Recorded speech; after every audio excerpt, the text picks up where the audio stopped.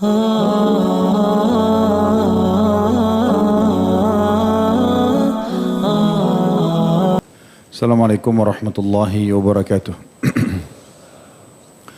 Alhamdulillah, selalu saja lisan kita memuji Sang Pencipta Allah dengan penuh keyakinan dalam hati bahwasanya Dia mendengar kita, melihat kita, mengetahui seluruh gerak-gerik kita.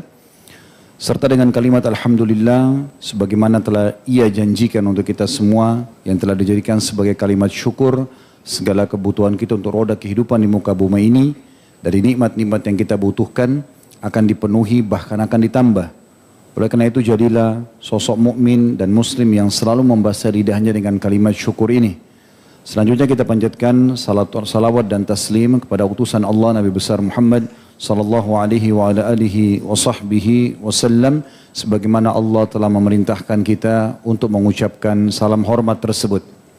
Saya kembali mengingatkan diri saya dan ikhwah juga akhwat sekalian yang hadir acara kita ini, baik secara offline ataupun online, bahwasanya waktu terus berlalu, saudaraku seiman, dan tanpa terasa hari demi hari sudah berlalu dari umur kita, dan ketahuilah bahwasanya umur yang sebenarnya adalah yang sudah berlalu.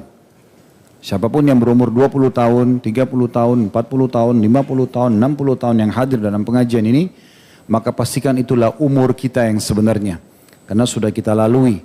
Sementara kedepannya itu hanya sebuah harapan. Bisa saja Allah tambahkan umur, bisa saja tidak. Tapi umumnya kalau orang sudah melalui sekian puluh tahun dari masa umurnya, biasanya bisa saja yang tersisa lebih sedikit daripada itu. Oleh karena itu setiap orang di antara kita harus hati-hati dan jeli. Segera selamatkan diri sebelum terlambat. Keputusan ada di tangan kita semuanya. Setiap ustadz mungkin hanya bisa teriak-teriak di mimbar, di majelis ta'lim, mengingatkan tentang masalah kematian, mengingatkan tentang pentingnya kembali kepada Allah Azza wa Jal, belajar ilmu agama sehingga punya panduan hidup, bertaubat dari dosa-dosa supaya sehingga selamat dari siksa Allah, dan semua kembali kepada keputusan setiap audiens atau jemaah yang mendengarkan. Kalau bukan kita yang menyelamatkan diri kita sendiri, maka tidak mungkin kita bisa selamat. Oleh karena itu selamatkan diri sebelum terlambat. Segera bertaubat dari dosa-dosa yang lalu, segera maksimalkan sisa umur dengan menuntut ilmu, dengan menerapkan syariat Allah Subhanahu wa taala semampu kita. Hindari semua fitnah, semua pintu-pintu dosa, semua permasalahan yang bisa dilahirkan atau melahirkan, atau lahir dari kita atau dilahirkan dari orang lain yang akhirnya mendatangkan hisab hari kiamat. Siapapun di antara kita yang dicaci, dimaki, tidak diberikan haknya, maka bersabarlah. Mohon kepada Sang Pencipta Allah Subhanahu wa taala dan pastikan Dia akan selalu mengawasi dan akan menggantikan, dan tidak akan pernah luput hak kita nanti di hari kiamat. Oleh karena itu segera teman-teman sekalian, sebagaimana Allah ingatkan dalam firman-Nya, fafirru ilallah, segeralah kalian berlari. Fir itu farra yafir, artinya berlari. Allah SWT mengatakan fafirru ilallah, segeralah kalian berlari menuju ke Allah Subhanahu wa taala. Maksudnya sisa umur yang tersisa ini dari detik-detik yang Allahu a'lam berapa lama lagi kita akan lalui, semuanya diisi dengan ketaatan kepada Allah Subhanahu wa taala. Tingkatkan selalu kualitasnya. Kalau kemarin Ramadan kita hanya mengkhatam satu kali Al-Quran misalnya, maka Ramadan akan datang kalau Allah masih kasih khatam 2 kali, khatam 3 kali. Kalau kemarin kita cuma baca beberapa lembar Al-Quran, kita harus tingkatkan kualitasnya, kuantitasnya dan juga kualitasnya. Tentu kuantitas ini atau jumlah hanya boleh yang dibolehkan secara syariat. Seperti misalnya jumlah bacaan Al-Quran tadi diperbanyak misalnya, atau jumlah zikir dan ibadah-ibadah yang lainnya. Insya Allah tidak ada halangan nanti, semoga Allah SWT mudahkan.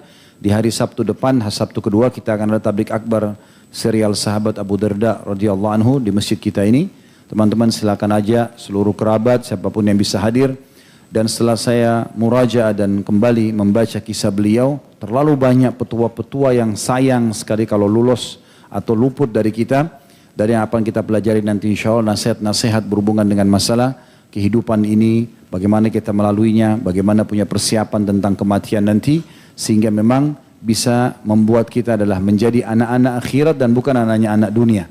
Sebagaimana Ali bin Abi Thalib mengatakan, sesungguhnya dunia dan akhirat memiliki anak-anak, tapi jadilah kalian anak-anak akhirat, karena semua orang yang mengejar akhirat, dunianya pasti akan ikut, Siapa yang mengejar dunia, akhiratnya pasti akan luput. Oleh karena itu kita harus fokus ke masalah akhirat tersebut. Kalau ada orang yang mengatakan manusia telah binasa, dia yang binasa. Apa yang dimaksud di sini? Maksudnya, kata para ulama adalah dia menghina mereka, menjatuhkan mereka, menganggap remeh mereka. Mungkin karena dia merasa sekarang dia sudah sholat berjamaah di masjid. Sehingga orang-orang yang sebaya dengan dia, seumur dengan dia, sezaman dengan dia, sekota, senegara dengan dia, dianggap yang belum ke masjid celaka. Dia anggap dia lebih hebat daripada orang-orang tersebut. Padahal belum tentu. Bisa saja orang yang belum sholat di masjid jauh lebih mulia di sisi Allah Subhanahu wa ta'ala. Mungkin karena dia punya kelebihan lebih bakti pada orang tuanya. Mungkin dia belum sampai padanya dalil tentang wajibnya sholat di masjid. Atau dia bukan berpegang pada pendapat jumhur ulama. Dia berpegang pada pendapat Imam Syafi'i yang mengatakan sholat berjamaah di masjid sunnah muakkadah. Berarti dia tidak masuk dalam kategori dosa kalau dalam pendapat Imam Syafi'i rahimahullah. Misal. Atau ada orang karena dia sudah ikut di pengajian, sudah mulai berubah performanya, sudah disilakan dengan orang yang hijrah misalnya, sering menggunakan istilah ada ikhwah kita, akhwat kita yang sudah mulai hijrah. Kemudian dia bertemu dengan orang-orang awam di sana, di luar sana, lalu kemudian dia menganggap remeh mereka. Menganggap dirinya lebih soleh atau salihah. Nah ini sudah cukup masuk dalam kategori ancaman hadis ini. Jadi tidak boleh sama sekali kita menganggap diri kita lebih soleh, lebih salihah dari orang-orang yang ada di hadapan kita. Dalam sebuah athar disebutkan pernah Umar bin Khattab radhiyallahu anhum keliling kota Madinah dan beliau melewati rumah seseorang yang cukup berumur tapi orang itu sedang berkumpul dengan seorang wanita yang jauh dari agama. Intinya orang lebih ngarah kepada perzinahan. Dan Umar bin Khattab melihat dari jendela rumah orang itu dan tahu kalau orang ini sedang melakukan kesalahan. Maka Umar pun menghardik orang tersebut sambil memanggilnya. Lalu orang itu subhanallah mengucapkan kata-kata kepada Umar radhiyallahu anhu yang membuat Umar setelah itu tidak pernah lagi mengintip atau melihat rumah orang lain. Walaupun beliau sebagai pemimpin gitu. Orang ini mengatakan, wahai Amir Mukminin, benar saya sedang maksiat kepada Allah, saya akui itu. Tetapi Anda jangan lupa, Anda pun diperintahkan dalam agama Allah ini untuk menutupi aib orang. Kenapa Anda justru memata-matai kaum muslimin? Andai saja itu hanya sampai kepada Anda, kemudian Anda tidak usah memata-matai dan kemudian menasihati saya dengan cara yang baik, mungkin berbeda. Tapi kalau dipanggil seperti ini, seperti dihakimi, maka ini dari mana? Sebanyak itu Umar memberhentikan teman-teman sekalian pola untuk mengecek rumah masyarakatnya. Tapi kalau nampak depan mata satu kemungkaran, barulah kemudian dipungkiri. Ini diantara contohnya saja. Subhanallah, orang yang melakukan kemaksiatan saja tidak boleh dianggap remeh. Ibnu Qayyim rahimahullah punya sebuah statement yang menarik. Yang beliau sebutkan ini sebenarnya untuk lebih memberikan pemahaman agar jangan sampai seseorang di antara kita karena merasa dirinya lebih baik secara agama, lebih dalam secara ilmu, ya, karena rajin ikut pengajian, karena rajin mengerjakan ibadah-ibadah termasuk misalnya puasa, menjaga zikir pagi petang, apa saja ibadah yang kita lakukan, harusnya kalau kita berbicara sesuai dengan takaran ilmu syar'i, dia makin merendah. Makin tinggi ilmu seseorang, maka dia makin merendah. Makin merasa orang-orang lebih baik daripada dia. Itu pesan Hasan Basri rahimahullah. Jangan engkau lihat seorang muslim di hadapanmu pada saat menjelaskan tentang definisi tawadhu, yang kata Nabi SAW, tidak ada orang yang tawadhu karena Allah kecuali Allah akan tinggikan derajatnya. Beliau mengatakan, jangan engkau lihat siapapun muslim di hadapanmu, kecuali aku tanamkan dalam dirimu kalau dia lebih baik daripada kamu. Itu baru orang yang dikatakan tawadhu. Jangan spontan langsung menganggap remeh orang lain. Ibnu Qayyim mengatakan rahimahullah dalam kitab Madarikus Salikin jilid 1 halaman 176, beliau mengatakan wa kullu ma'siyatin ayyarat biha akhaka atau ayyarta biha akhaka, semua dosa atau maksiat yang engkau jelek-jelekkan dari saudaramu, fahiya ilaika, maka itu akan kembali kepadamu. Yuhtamal yuridu bihi annaha sa'iratun ilaika wala budda an ta'maluha. Dan bisa saja engkau dipastikan melakukan dosa tersebut satu waktu nanti. Jadi bagaimana kalau kita sedang menghadapi atau melihat orang yang bermaksiat? Ajak bicara, ngobrol, nasihatin baik-baik. Jangan dihardik. Kamu ini ahli neraka, kenapa berzina? Kamu mabuk, berarti kamu akan masuk neraka. Bukan itu polanya. Tidak pernah Nabi SAW ajarkan seperti itu. Bukankah di masa Nabi SAW ada pezina, ada pemabuk, ada orang kafir, ada orang munafik. Bagaimana Nabi SAW menasihati mereka? Bahkan Allah kekalkan dalam Al-Quran memerintahkan Nabinya Muhammad SAW dalam berdakwah, walau kunta faddan ghalidhal qalbi lam faddu min hawlik. Hai Muhammad, kalau seandainya kau keras, ya, taunya cuma mencaci maki, memarahi, maka pasti mereka semua akan bubar dari sisimu. Makanya Nabi SAW itu rahim, maha pengasih, maha penyayang, termasuk kepada orang-orang yang masih melakukan pelanggaran. Adab yang benar dalam berdakwah adalah kalau kita menemukan ada seorang muslim yang masih jauh dari agama, adalah merangkulnya. Kita melihat jauhnya dia dari agama adalah peluang emas kita untuk meraih pahala dari dia. Dia bukan musuh, dia adalah seorang mad'u, orang yang didakwahi, yang dari dia kalau dia dapat hidayah kita akan panen pahala. Itu yang diperintahkan dalam syariat. Tapi kalau selalu menganggap remeh, ini salah. Begitu ketemu sama seseorang laki-laki atau seorang akhwat, yang pertama dilihat dari kepala sampai rambutnya. Ini penampilannya sama nggak dengan saya? Kalau nggak sama, berarti ahli nar ini. Ya? Sudah penghuni neraka ini. Kenapa celananya masih isbal? Kenapa jilbabnya masih kecil, pakaiannya masih ketat? Akhi dan ukhti, berarti dia belum faham ada satu celah di mana dia bisa masuk ke dalam neraka atau disiksa oleh Allah SWT. Dan satu celah itu bisa kita raih pahala dengan menasehati dia. Nasihati dia, doakan dia. Semoga saja dia dapat hidayah. Dan subhanallah, tidak ada orang yang niat baik untuk menasihatin kecuali akan diterima. Kalau orang menggunakan sederhana saja, sesuatu yang keras, intonasi suara yang tinggi, memarah-marahi, apalagi kalau sampai pakai kekuatan tangan, yang terjadi responnya akan sama. Tidak ada orang yang datang menasihatin dengan baik, berbicara berdua, menasihatin dengan ikhlas karena Allah SWT, kecuali akan diterima. Syaitan suka membesar-besarkan masalah ini ya. Seringkali kalau kita mau nasihatin orang, sudahlah, mungkin tidak mau diterima, mungkin begitu, mungkin begini. Banyak sekali negosiasinya. Jangan negosiasi. Saya berapa kali sholat di satu masjid, di sebelah saya ada orang yang saya tahu salah nih. Safnya misalnya belum rapat, ya kan? Mungkin dia masih tertutup mata kakinya pada saat sholat. Ada beberapa pelanggaran yang harusnya kita ingatkan. Begitu selesai salam, sebelum saya nasihatin atau bicara sama orang tersebut, ada saja tuh dalam jiwa itu kan, mungkin orang yang tidak terima, mungkin orang ini begini. A'udzubillahi minasyaitonirrajim.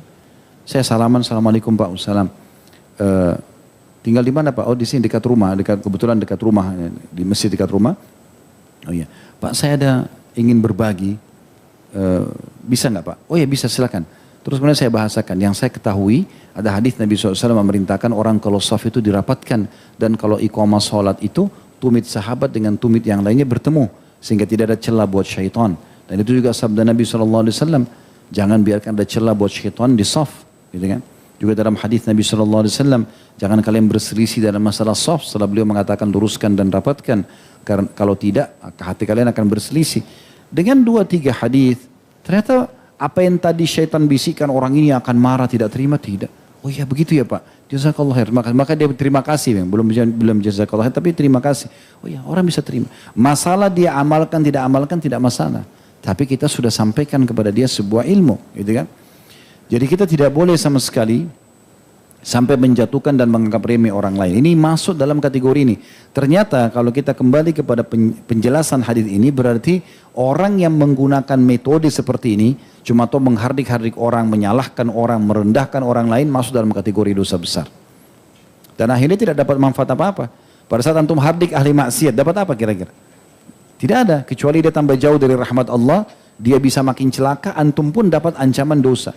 Berarti tidak ada opsi lain. Opsinya adalah rangkul dia, doakan dia, sampaikan kepada dia. Dia terima tidak terima itu urusan nanti. Hidayah di tangan Allah Subhanahu wa taala. Tugas kita hanya menyampaikan. Ini poin penting. Ya. Ada sebuah riwayat yang menarik sekali yang saya baca tentang sahabat Nabi Abu Jurai bin Sulaim radhiyallahu anhu. Beliau sebelum masuk Islam sempat mendatangi Nabi SAW di Madinah, tapi sebelum mengenal Nabi, dia melihat banyak sekali orang yang mengurumuni Nabi. Apa yang Nabi sampaikan mereka dengar. Apa yang Nabi larang mereka tinggalkan. Selalu dihormatin. Dia bingung, siapa orang ini? Maka dia bertanya kepada sahabat-sahabat Nabi ada di situ, siapa orang ini? Kok begitu luar biasa? Dia kalau perintah diikutin, dia kalau larang dijauhi dan kalian sangat menghormatinya. Maka spontan para sahabat mengatakan dia adalah Rasulullah, utusan Allah ini. Kami dengar karena dia utusan Allah. Maka Abu Jurai ini tiba-tiba datang, Abu Jurai ya, bin Sulaim, ya, Jabir bin Sulaim, julukannya Abu Jurai, Jabir bin Sulaim radhiyallahu anhu. Beliau mengatakan, datang kepada Nabi SAW mengatakan, alaikassalam. Ya. Dia mengucapkan kalimat ini, maksudnya bagimu keselamatan gitu kan. Lalu Nabi SAW waktu dengar, Nabi mengatakan, jangan kau ucapkan itu, karena ucapan itu untuk orang mati. Tapi kalau orang hidup, ucapkanlah assalamu alaika. Ya, semoga keselamatan tercurahkan padamu. Kalau sudah pakai kalimat ya penegasan alaikassalam, untukmu keselamatan, itu biasa doa untuk orang mati. Ya. Seperti kalau kita lewat kuburan, assalamu alaikum ahlal kubur gitu-gitu ya. Intinya seperti itu. Maka dia diajarkan Nabi SAW jangan ucapkan itu. Lalu Jabir ini berkata radhiyallahu anhu, Jabir bin Sulaim, apakah anda utusan Allah? Kata Nabi SAW, iya. Lalu Nabi SAW tidak hanya sekedar mengatakan iya, menitipkan pesan penting. Saya setiap kali baca hadis ini, selalu merenungi bagaimana Nabi SAW di awal orang belum masuk Islam pun sudah menanamkan masalah tauhid. Beliau mengatakan, iya, aku adalah utusan Allah, yang mana Allah itu yang mengutusku adalah yang akan menyelamatkan engkau bila engkau ditimpa malapetaka. Bila engkau berdoa padanya, maka dia akan menghilangkan kesulitan darimu. Apabila engkau ditimpa kekeringan, lantas engkau berdoa kepadanya, maka dia akan menumbuhkan tumbuh-tumbuhan untukmu. Apabila engkau berada di satu tempat yang gersang, lalu untahmu atau tungganganmu hilang, dan engkau berdoa kepadanya, maka dia akan mengembalikan kepadamu. Maka Jabir pun masuk Islam. Karena tertarik dengan penyampaian Nabi SAW, masuk Islam. Lalu kemudian dia langsung minta satu. Dia mengatakan, ya Rasulullah, wasiatkan untukku. Ini setelah masuk Islam ini, apa saran anda? Sebelum saya bacakan wasiat Nabi SAW kepada Jabir bin Sulaim radhiyallahu anhu ini, kita perlu tahu ya, Nabi SAW itu kalau menyampaikan wasiat atau nasihat kepada para sahabat, beliau menyampaikan sesuai dengan kondisi dan keadaan yang kira-kira dibutuhkan untuk orang atau oleh orang tersebut. Ada yang dinasihatin untuk sholat, ada yang dinasihatin untuk zakat, tapi ini bukan berarti hanya itu saja perintah syariat. Kita sebagai seorang muslim harus mengakumulasikan semuanya. Gitu kan? Nah diantaranya, pada saat itu Nabi SAW melihat bahwasanya yang paling tepat untuk Jabir bin Sulaim ini dan juga sahabat Nabi yang lagi kumpul adalah nasihat atau wasiat ini. Beliau mengatakan ini jadi saksi bahasan kita, la tasubbanna ahada. Nah sekarang kalau mau dengar wasiat dari aku, jangan pernah menghina, menganggap remeh orang lain. Itu wasiatnya. Setelah masuk Islam itu yang kamu jaga. Maka Jabir radhiyallahu anhu Abu Jurai ini berkata, aku pun setelah itu tidak pernah sama sekali menghina, menganggap remeh seorang pun. Baik itu orang yang merdeka atau budak. Bahkan aku tidak pernah menghina seekor unta ataupun domba. Semua tidak pernah lagi dihina gitu kan. Karena banyak kan orang kadang-kadang ada saja. Subhanallah, ini kalau orang terbiasa membuka pintu menghina atau menjatuhkan orang lain, ini terbuka sekali pintunya ya. Misalnya kita terbiasa menghina seseorang. Tidak akan cukup sama satu orang itu. Syaitan akan buat kita menghina lagi orang yang lain, orang yang lain, orang yang lain. Dan tidak pernah berhenti. Itu kayak satu penyakit. Pindah lagi, menghina juga hewan-hewan. Bahkan kadang-kadang cuma iseng saja. Melihat kucing lewat, hina kucing itu, hina hewan ini dan hewan itu. Bahkan bisa sampai pada tingkat pasangannya dihina, dirinya sendiri pun akan dia hina. Ini berbahaya sekali. Oleh karena itu, sudah ditutup dengan satu kalimat atau satu nasihat Nabi SAW. La tasubbanna ahad. Jangan pernah kau membuka pintu, menganggap remeh atau mencaci maki, ya, atau menghina, merendahkan orang lain. Dan ini wasiat yang luar biasa gitu. Ya. Rasulullah SAW juga bersabda dalam hadis yang lain. Hadis ini riwayat Abu Daud. Ya. Kata beliau, la tahkiranna syai'an minal ma'ruf. Jangan pernah kalian menganggap remeh kebaikan sekecil apapun. Selama itu yang di depan mata, itu yang bisa kita lakukan, kerjakan. Jangan bilang, oh karena ini sunnah, itu kan cuma sunnah. Sholat sunnah, berdoa, berzikir. Ya. Bahkan Nabi SAW mengatakan, wa'an. Ya. Tukallim akhaka wa anta mumbasitun ilaihi wajhuk. Bahkan kata Nabi SAW, walaupun engkau berbicara dengan saudaramu dalam kondisi wajahmu tersenyum, termasuk itu sebuah amal yang jangan dianggap remeh. Inna dzalika minal ma'ruf. Itu termasuk daripada perbuatan yang baik, kebajikan. Kemudian beliau mengatakan, warfa' izaraka ila nisfis saq. Dan angkatlah pakaianmu sampai ke pertengahan betis. Ini bagi laki-laki nasihatnya. Fa'in abaita fa'ilal ka'bain. Kalaupun kamu masih belum ingin ke setengah betis, maka minimal di atas mata kaki. Wa iyyaka wa isbalal izari fa'innaha minal makhilah. Dan jangan pernah kamu tutup mata kakimu sampai akhirnya isbal, gitu kan. Karena itu termasuk bagian daripada kesombongan. Jadi walaupun orang bilang, saya tutup mata kaki saya tapi saya tidak sombong kok. Dia tidak faham ini. Nabi SAW mengatakan فَإِنَّهَا مِنَ الْمَخِيلَةِ. Karena perbuatan itu dalam penilaian Rasulullah SAW adalah kesombongan. Walaupun antum tidak anggap diri antum sombong. Tapi Nabi menilai itu sombong. Dan orang muslim harus memahami mana yang benar dan mana yang diperintahkan itu adalah yang Allah Rasul dan perintahkan. Dan apa yang dilarang dan tidak disukai, apa yang Allah dan Rasul tidak sukai dan larang. Harusnya begitu. Karena perkataan di sini jelas sekali. فَإِنَّهَا مِنَ الْمَخِيلَةِ. Karena menutup mata kaki itu bagian daripada kesombongan dalam pandangan agama. Bukan pandangan kita pribadi. Lalu beliau mengatakan, wa inna Allah la yuhibbul makhilah. Dan kata Allah tidak suka kesombongan itu. Wa in imru'un syatamaka wa ayyaraka bima ya'lamu fika fala tu'ayyirhu bima ta'lamu fihi fa innama wabalu dzalika alaihi. Kalau seandainya, kata Nabi SAW, ada orang yang menganggap remehmu, menghinahmu, mencacimu, merendahkanmu, yang ada pada dirimu, dasarnya ada. Kalau nggak ada kan fitnah. Tapi ada ini, memang aib itu ada pada kita. Lalu kemudian sengaja orang itu olok-olok, caci maki, kita sebarluaskan. Apa kata Nabi SAW pesannya? Balas? Enggak. Jangan kamu membalasnya dengan hal-hal yang engkau ketahui tentang dirinya. Ada pada dirinya aib, jangan dibalas juga. Karena sesungguhnya biarlah akibat buruk akan menimpa padanya. Atau akibat buruk akan dia tanggung. Ini luar biasa teman-teman sekalian. Wasiat ini luar biasa. Artinya kalau seandainya ada orang lain gosipin kita, ghibah, ada yang fitnah, ada yang menghina, ada yang menjatuhkan. Tidak usah dilayani. Bersangka baik sama Allah SWT, itu adalah ujian. Allah sedang menguji iman kita. Jangankan kita, Nabi SAW dicaci maki. Dan yang caci maki Nabi SAW siapa? Pamannya, Abu Lahab. Ya. Yang caci maki itu Abu Lahab. Abu Lahab itu selain paman Nabi, juga besannya Nabi. Karena anaknya Abu Lahab laki-laki menikah sama anaknya Nabi SAW perempuan. Gitu kan. Setelah Nabi SAW dinombatkan jadi Nabi, beliau mendakwakan Nabi, Abu Lahab suruh ceraikan anaknya Nabi SAW. Akhirnya dinikahi oleh Utsman radhiyallahu anhu. Jadi ini luar biasa gitu. Tapi Nabi SAW sabar. Beliau tidak balas keburukan dengan keburukan. Sudah sampai belum riwayat kepada antum? Hampir setiap hari di depan rumah Nabi SAW itu ditaruh sampah. Kebetulan beliau tinggal di satu komplek. Di sebelahnya itu tokoh-tokoh Mekah. Abu Jahal, Abu Lahab, Umayyah bin Khalaf, Al-Walid, Syaibah. Banyak tokoh-tokoh masyarakat. Kayak kita di lokasi paling mewah di Jakarta misalnya. Di situ tuh lokasi Mekah paling mewah dulu, rumah-rumahnya orang-orang kaya. Karena Khadijah orang kaya, Nabi SAW tinggal di situ.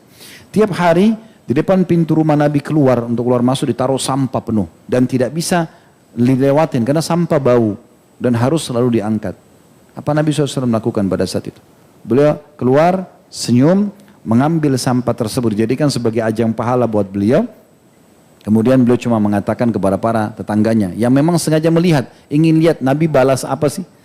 Nabi SAW menghadap kepada mereka sambil mengatakan, beginikah kalian bermuamalah dengan tetangga? Besok mereka ulangi, Nabi ulangi juga muamalah yang sama. Sampai akhirnya mereka jenuh sendiri. Ternyata nggak emosi orang ini. Nah, Kan orang kalau mancing emosi kita, yang dia harapkan kita emosi kan. Kalau antum tidak emosi, dia tambah sakit hati. Biarin aja dia dongkol sendiri gitu. Tidak usah dibalas. Ya. Sering saya bahasakan di pengajian kita ini, kalau ada yang ajak bertengkar antum, ada yang ajak ribut, biarkan dia bertengkar dengan tembok. Antum tinggalin aja, dia ribut terus. Gak usah. Dia WA macam-macam, gak usah baca. Gak usah dibaca. Di media kata-kata macam, gak usah ditanggapi. Anggap kayak itu tidak pernah dengar. Antum tanggapi tambah emosi. Emosi tidak usah. Untuk apa? Ya. Makan, tidur, yang sudah menikah kumpul sama istri, ya biasa aja. Ya enggak tahu kalau yang belum menikah anggaplah yang lain. Jadi luar biasa gitu. Dan itu juga Allah Subhanahu wa taala sebutkan dalam surah Al-Hujurat ayat 11, ayat yang masyhur ya. Yang bunyinya ya ayyuhalladzina amanu la yaskhar qaumin min qaumin asa ay yakunu khairan minhu wa la nisa'un min nisa'in asa ay yakunna khairan minhun. Al-ayah artinya, dan janganlah satu kaum, hai orang beriman, janganlah satu kelompok laki-laki ya, merendahkan kelompok laki-laki yang lain. Karena bisa saja yang direndahkan lebih baik daripada yang merendahkan. Dan jangan dekat kelompok perempuan merendahkan kelompok perempuan yang lain. Karena bisa saja yang direndahkan itu jauh lebih baik. Ini makna global ya. Sampai sebagian ulama ada yang mengatakan ini berlaku bukan hanya muslim ke muslim. Tapi juga muslim kepada orang non muslim. Ada orang non muslim belum dapat hidayah. Antum anggap remeh dia. Itu bahaya sekali. Sampai kita tahu Nabi SAW berlindung dari syamatatil a'da. Syamatatil a'da artinya menganggap remeh musuh. Selalu kenang teman-teman sekalian, salah satu peperangan yang tidak bisa dilupa oleh umat Islam adalah perang Hunain. Setelah pembebasan kota Mekah, ada peperangan melawan suku Hawazim di lokasi Hunain. Hunain itu sekitar 30 km dari Mekah sekarang. Di situ terjadi peperangan. Jumlah umat Islam pada saat itu sekitar 30.000 pasukan. 12.000 dari 10.000 dari Madinah, 2.000 tambahan, berarti 12.000 maaf. 30.000 ini pada saat perang Tabuk setelahnya lagi. Tapi perang Hunain itu 12.000 dan belum pernah pasukan Islam semenjak Nabi SAW diutus terbentuk sebanyak itu, 12.000 orang. Dan ada sebuah hadis Nabi SAW yang berbunyi, tidak akan dikalahkan umat ini kalau berkumpul 12.000 pasukan. Tapi semuanya memang ikhlas untuk membela agama Allah. Tapi pada saat itu ada sahabat yang bicara, antum tahu siapa? Salah satunya Abu Bakar radhiyallahu anhu. Niatnya tidak bukan menganggap remeh mungkin, tapi beliau cuma mengatakan tidak akan dikalahkan pasukan sebanyak ini. Itu aja. Seakan-akan musuh pasti kalah nih. Maka dengan itu Allah Subhanahu wa taala menguji mereka, kalah pasukan. Pasukan Islam yang pertama turun di lembah Hunain, 1.000 orang semuanya berkuda dari suku Aslam, dipimpin oleh Khalid bin Walid, pimpinan perang yang paling perkasa. Turun luka-luka, Khalid bin Walid semuanya badannya luka waktu itu. Semua pasukan kocar-kacir. Sampai pingsan waktu itu Khalid bin Walid, dalam beberapa buku dikatakan Nabi SAW datang kemudian ya, mendoakan dan berdoa kepada Allah SWT agar beliau disembuhkan. Maka sembuhlah pada saat itu Khalid bin Walid. Tapi subhanallah begitu kacau balonya hanya karena syamatatul a'da, menganggap remeh musuh itu aja. Ya, jadi hati-hati sekali. Oleh karena itu harus hati-hati sekali ya. Jadi kalau kita Allah berikan kelebihan ilmu, kelebihan fisik, kelebihan jabatan, kelebihan harta untuk disyukuri. Jadi bukan untuk menyombongkan diri, bukan untuk meremeh orang lain. Dan di saat orang lain masih ada yang punya kekurangan, jadikan sebagai ajang pahala buat kita. Itu sesuai dengan perkataan juga Ibnu Katsir rahimahullah, beliau menyebutkan dan menukil sebuah hadis Nabi SAW. Sebenarnya hadis ini hadis sahih ya, diriwayatkan Imam Muslim.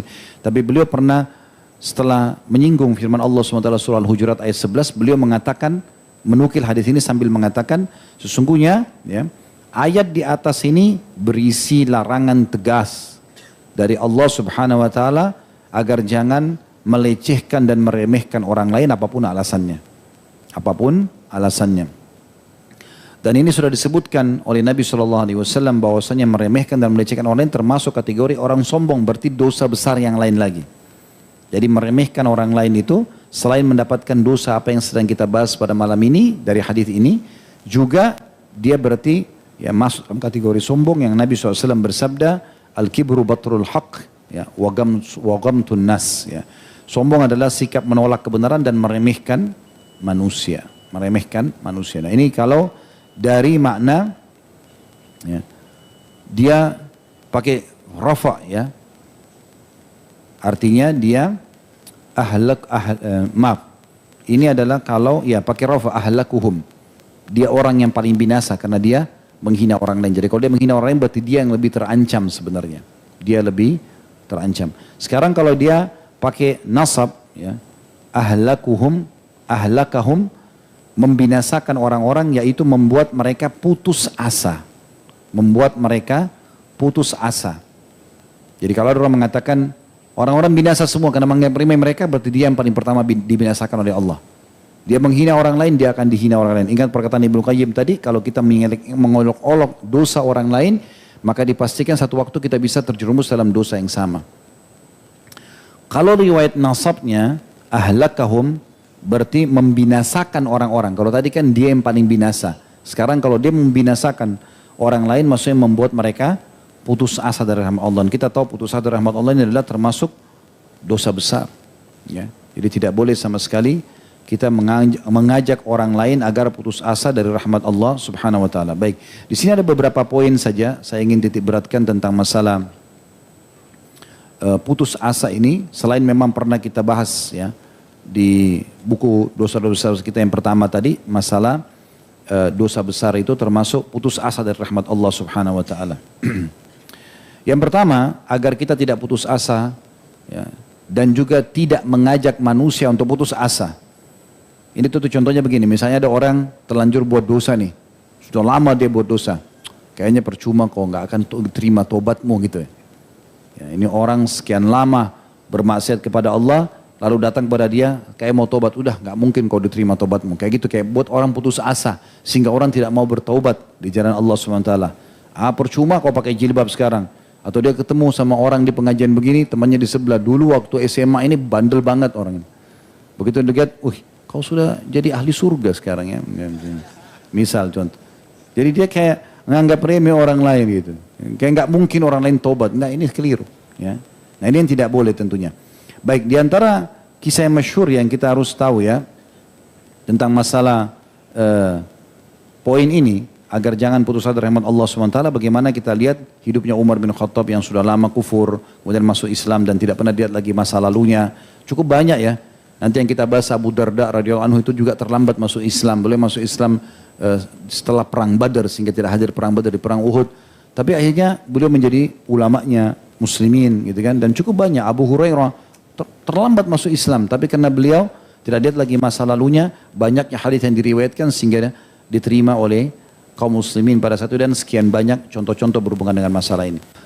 Menunjukkan bahasan kita teman-teman sekalian, makna hadis kalau dia dengan nasab ahlakahum, atau kalau orang mengatakan sesungguhnya manusia telah binasa, dengan tujuan berarti membuat mereka putus asa dari rahmat Allah subhanahu wa ta'ala. Dan sudah kita jelaskan kalau putus asa dari rahmat Allah bagian daripada dosa besar. Contoh misalnya ada orang berbuat dosa sekian tahun, lalu dia mengatakan sepertinya Allah tidak akan memaafkan dosa-dosa saya.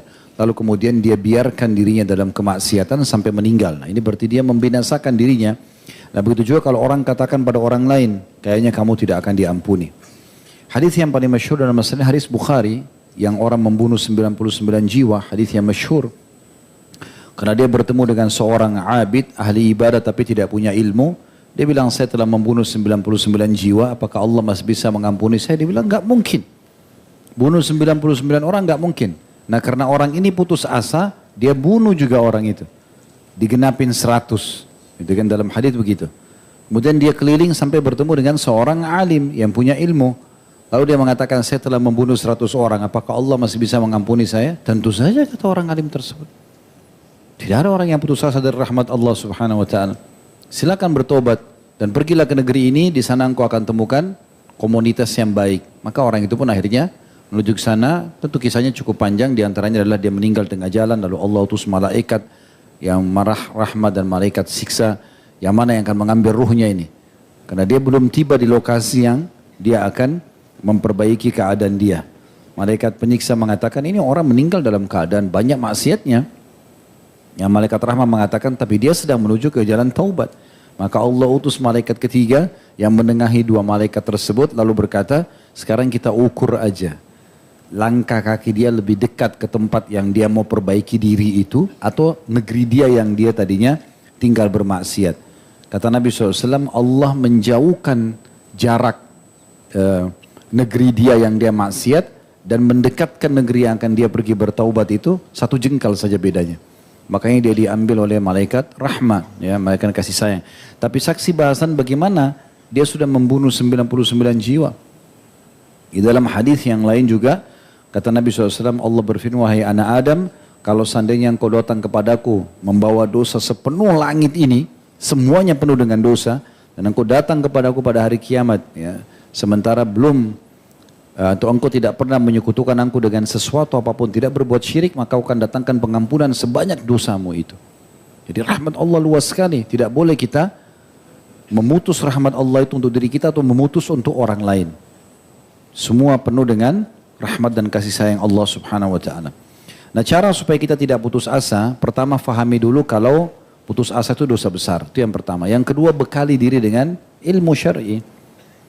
Itulah nasihat yang paling baik dari Muadz bin Jabal radhiyallahu anhu pada saat beliau mengatakan ilmu adalah teman yang paling setia dan paling tepat dalam keadaan kita sedang berbahagia sehingga bisa bersyukur, dan ilmu juga teman yang paling baik dan paling setia di saat sedang susah. Serta ketahuilah ilmu agama adalah senjata terbaik dalam menghadapi musuh. Jadi dengan ilmu agama kita punya bekal untuk semuanya. Jadi bagaimana caranya supaya kita tidak putus asa pada saat tidak jadi menikah dengan si fulan atau si fulan, tidak sempat atau tidak diterima kerja di tempat ini misalnya, tidak sempat mendapatkan peluang bisnis, teman-teman kita yang dapat misalnya, semua itu kita ya menerima takdir Allah Subhanahu wa taala dan jangan putus asa. Oh, berarti ini bukan rezeki saya. Selanjutnya setelah punya ilmu itu adalah bersangka baik dengan Allah Subhanahu wa taala. Sangka baik, pasti ada baiknya. Kenapa tidak jadi nikah sama si fulan? Satu fulana, kenapa tidak jadi kerja di sini? Kenapa tidak jadi dapat proyek bisnis ini?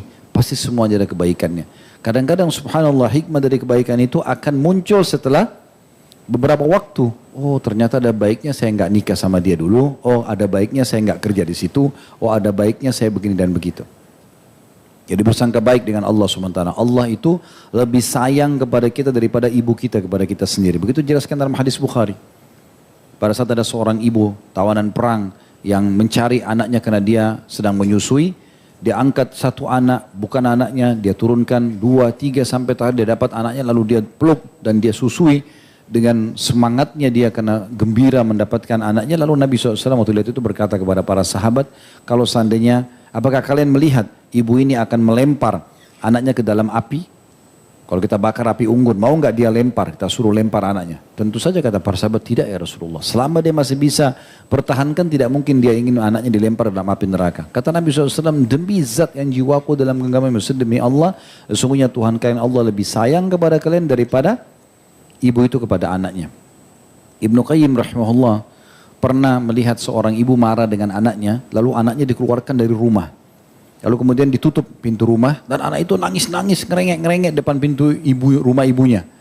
Sampai anak itu ketiduran. Ibnu Qayyim sengaja nunggu mau lihat bagaimana reaksi ibu ini setelah melihat anaknya merengek-rengek dan nangis-nangis. Dibiarkan sama ibunya sampai tidur. Rupanya ibunya tersentuh juga hatinya, lalu kemudian dibuka pintu, digendong anak tersebut, dibawa masuk ke dalam. Kata Ibnu Qayyim, subhanallah, maha suci Allah, seandainya setiap hamba memahami bagaimana Allah lebih sayang kepada dia daripada ibunya pada anaknya, maka dia akan melebihi anak itu untuk selalu menangis dan merengek kepada Tuhannya. Ada masalah di tempat sujud, ibadah kepada Allah SWT, bukan malah tambah jauh, tambah maksiat, tambah mabuk-mabukan, tambah jauh dari rahmat Allah SWT. Ini salah. Nah, itu contohnya. Jadi tidak boleh putus asa dari rahmat Allah Subhanahu wa taala. Selanjutnya setelah sangka baik kepada Allah Subhanahu wa taala, juga teman-teman sekalian kita banyak berdoa. Berdoa karena memang di saat cobaan sedang datang, disitulah puncaknya kekhusyuan dalam doa. Kita lagi sakit minta disembuhkan, kita lagi bangkrut usaha, lagi terlilit utang, lagi mungkin dalam kasus akan bercerai dengan pasangan, mungkin sudah sekian tahun menikah nggak punya anak, itu lagi luar biasa ujian. Jangan putus asa pada saat itu, justru makin gencar dan untuk mendekatkan diri kepada Allah SWT. Di antara doa. Dan ingat sabda Nabi SAW, yustajabu li ahadukum malam ya'jal, akan diterima doa seseorang di antara kalian selama dia tidak tergesa-gesa. Lalu sahabat bertanya, wa kaifa ya'jal ya Rasulullah? Bagaimana cirinya orang yang tergesa-gesa dalam doa itu? Kata Nabi SAW, yaqulu da'utu walam yustajabu li fatarakat du'a. Dia bilang saya sudah berdoa, kemudian belum lihat jawabannya, maka dia pun meninggalkan doa. Mungkin tinggal sekali lagi berdoa, mungkin tinggal sehari lagi, mungkin tinggal 2 hari lagi. Kenapa putus asa? Terus berdoa sampai Allah berikan. Sebagaimana tadi Ibnu Qayyim berikan contoh, anak itu merengek terus sampai diberikan oleh Tuhannya. Ada sebuah riwayat yang selalu jadi motivasi buat diri saya. Kalau dalam berdoa, subhanallah, walaupun kita belum lihat jawabannya, kata Nabi SAW dalam sebuah athar, sehingga saya riwayat Imam Ahmad ini ya. Kalau saya keliru, tapi athar ini sahih. Kata Nabi SAW, kalau Allah mendengar doa yang indah dari seorang hamba, Allah menerlambatkan jawabannya. Dia puji-puji Allah, dia minta kepada Allah, dia menangis pada Allah. Ya Allah berikan, ya Allah lunasi, ya Allah sembuhkan. Dia merengek dengan baik, Allah sengaja tunda pemberiannya. Kenapa? Agar hamba tersebut tetap dalam doanya. Kalau kita sakit, ya Allah sembuhin saya, detik itu sembuh. Masih berdoa antum? Sudah berhenti. Kan? Tetapi akan ada nilainya nikmat itu di saat memang ada jeda waktu kita untuk mendapatkannya. Ada kesulitan untuk mendapatkannya sehingga kita dapat jadi punya nilai. Lama kita berdoa untuk menikah dengan seorang, Allah mudahkan dapat menikah. Itu jadi nilai besar sekali. Ya Allah saya mau nikah sama fulan, tiba-tiba melamar besok diterima. Beda dengan 1 tahun lagi baru diterima. Padahal 1 tahun dia berdoa terus. Misalnya. Ini yang bujang-bujang senyum-senyum ya. Seperti dapat ilmunya. Dan begitu seterusnya. Kemudian teman-teman sekalian, selanjutnya setelah berdoa adalah optimis, yakin akan ada jalan keluar. Allah tahu yang sedang kita alami. Allah tahu sebelum kita diciptakan, ujian itu akan datang di saat itu. Bukan Allah tidak tahu. Allah memang menjadikan sebagai sunnatullah, sistem yang memang harus dilalui. Nah, Allah tahu itu. Tinggal bagaimana kita menikmati prosesnya saja. Nikmati proses, kita akan ya mendapatkan insya Allah. Karena fa inna ma'al usri yusra. Dan Nabi SAW mengingatkan selalu dalam sabda beliau, di antaranya yang sangat luar biasa, la adwa wa la tiyara wa yu'jibunil fa'lu al-karimatul hasana. Kata Nabi SAW, tidak ada penyakit yang menular sendiri, pasti ada sebabnya. Kalau kita interaksi sama orang yang penyakit menular, kita kena. Tapi tidak ada, dia jauh, kita kena, nggak mungkin, tanpa sebab. Kata Nabi SAW, dan tidak ada kesialan, hari ini sial, kalau tinggal di sini sial. Dalam Islam tidak ada, semua muka bumi ini keberkahan Allah kasih. Nabi SAW mengatakan Allah jadikan bumi ini semuanya suci untukku, untuk sholat dan bisa bersuci tanah. Tidak ada tempat sial, tidak ada waktu sial, tidak ada dalam Islam itu. Semua tidak ada kesialan, semuanya baik. Dan ini harus dihindari lisannya, motornya mogok sial, ini sial, selalu sial. Dia doakan dirinya sendiri, ini nggak boleh. Kemudian kata Nabi SAW, dan ingatlah, aku sangat suka dengan optimisme. Optimis, bisa sembuh, bisa menikah, bisa bekerja, bisa bayar utang. Selalu begitu. Sambil diikuti dengan tadi poin-poin sebelumnya kayak berdoa gitu kan, sangka baik dengan Allah Subhanahu Wa Taala. Maka kata Nabi SAW, dan kalimat itu membuatku kagum. Optimis itu selalu mengatakan, saya bisa, saya akan sembuh, saya akan begini dan begitu. Sekarang di perusahaan-perusahaan di Timur Tengah, di Eropa, di dunia ini, itu mereka selalu jadikan kalimat optimis ini sebagai kalimat motivasi atau kalimat yang menjadi motivator terbesar bagi setiap orang di perusahaan untuk maju. Peningkatan skill SDM-nya itu pakai itu. Kamu pasti bisa, gitu orang dipakai teriak-teriak aja, gitu kan. Orang kalau sakit keras, walaupun sakit keras, dokter-dokter diajar bilang apa? Oh bapak sebentar lagi mati. Ya, enggak. Bapak pasti sembuh. Kalimat optimis kan gitu. Saya pernah bertemu dengan satu orang, dokter subhanallah. Dia pernah datang dari Indonesia, dari Saudi, dari Demam. Datang ke Indonesia, dia ingin buka rumah sakit. Oh gitu. Ngobrol-ngobrol panjang lebar. Sampai akhirnya berbagi pengalaman. Di antara pengalaman dia bilang, masalah penyakit yang dihadapi manusia ini sebenarnya tidak banyak, dia bilang. Jadi sedikit. Dan kebanyakan penyakit itu sebenarnya tidak sembuh bukan karena Allah tidak berikan kesembuhan, tapi karena dianya sendiri penuh dengan was-was. Dia kasih contoh, dia bilang. Saya kasih contoh. Pernah ada orang datang ke klinik saya. Datang orang ini, saya lihat dari bahasa dia penuh was-was. Saya berobat ini, saya berobat itu, tapi nggak sembuh-sembuh. Dia lihat nama-nama dokter yang pernah didatangin, dia lihat resepnya semuanya bagus-bagus nih. Maka dia bilang, saya masuk ke belakang, Saya bilang baik, saya akan obati. Kata dokter ini, dia ucapin sendiri dari pengalaman dia. Saya akan obatin Anda. Tapi ingat ya, kalau Anda tidak sembuh setelah ini, Anda tidak akan sembuh selamanya. Dia bilang saya ke belakang ambil suntik diisi air putih biasa. Ini dokternya yang cerita sama saya. Terus dia bilang saya suntik dia. Begitu suntik seminggu kemudian orang itu telepon, terima kasih dok saya sudah sembuh. Ternyata hanya diri dia sendiri. Ya. Saya tidak akan sembuh, saya tidak akan bisa, saya tidak akan maju, saya tidak akan. Ini semua kalimat ya pesimis, tidak boleh. Tapi kita harus optimis insya Allah. Ya. Kita tutup dengan perkataan Al-Hulaimi, rahimahullah, beliau mengatakan Nabi SAW sangat suka dengan kalimat optimisme. Suka sekali dengan kalimat-kalimat baik. Insya Allah akan sembuh, insya Allah akan bisa, insya Allah akan menang, insya Allah akan begini gitu ya. Karena pesimis merupakan cermin persangkaan buruk kepada Allah. Tanpa alasan yang jelas. Kayak misalnya orang sakit, kayaknya saya nggak akan sembuh. Apa alasannya bilang begitu? Dokter saja kadang-kadang kita pergi ke dua dokter, penelitiannya, pemeriksaannya beda. Bisa saja begitu. Kata beliau, Nabi SAW sangat suka optimisme. Karena pesimis merupakan cermin persangkaan buruk kepada Allah SWT tanpa alasan jelas. Optimisme diperintahkan dan merupakan wujud persangka baik kepada Allah. Seorang mukmin diperintahkan untuk berpersangka baik kepada Allah dalam setiap kondisinya. Jadi itu sentuhan lainnya secara keimanan. Kalau orang optimis berarti dia sangka baik dengan Allah. Allah akan sembuhkan saya, Allah akan nikahkan saya, Allah akan bayarkan utang saya, Allah akan berikan saya pekerjaan. Jadi dia optimis sangka baik dengan Tuhannya. Kalau dia kayaknya nggak mungkin, kayaknya nggak mungkin, kayaknya nggak mungkin, akhirnya dia seperti sangka baik, sangka buruk dengan Allah Subhanahu Wa Taala. Ini bermasalah.